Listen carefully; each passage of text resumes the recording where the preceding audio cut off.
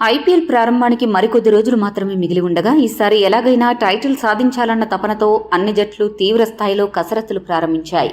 ఇక రోహిత్ శర్మ నాయకత్వంలో ముంబై ఇండియన్స్ జట్టు ఐపీఎల్ జట్లలోనే అత్యుత్తమ జట్టుగా పరిగణించబడుతుందన్న విషయం అందరికీ తెలిసిందే.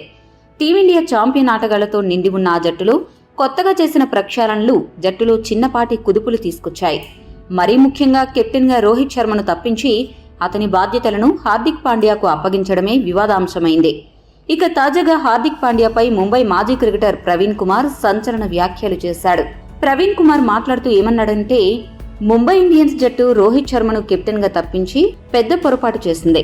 మరీ ముఖ్యంగా హార్దిక్ పాండ్యా కోసం ఈ పని చేయడం చాలా ఆశ్చర్యకరంగా అనిపించింది.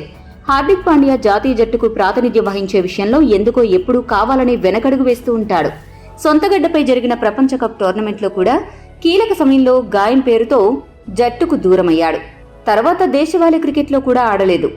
టీమిండియాకు దేశవాళీ క్రికెట్కు ఆడగానే ఐపీఎల్ అనగానే పూర్తి ఫిట్నెస్ సాధించి మొత్తం టోర్నమెంటుకు అందుబాటులో ఉన్నా అంటూ సిద్ధమైపోతాడు. అది ఎలాగో నాకు అర్థం కాదు. డబ్బులు సంపాదించడం తప్పు కాదు, కానీ జాతీయ జట్టుతో పాటు దేశవాళీలో కూడా ఆడాలి. అప్పుడే అతను నిజమైన క్రికెటర్గా గుర్తింపు పొందుతాడు అని పేర్కొన్నాడు. ఈ వీడియో మీకు నచ్చితే లైక్, షేర్, కామెంట్ చేయండి. మరిన్ని స్పోర్ట్స్ అప్డేట్స్ కోసం మా ఛానల్ను సబ్స్క్రైబ్ చేసుకోండి.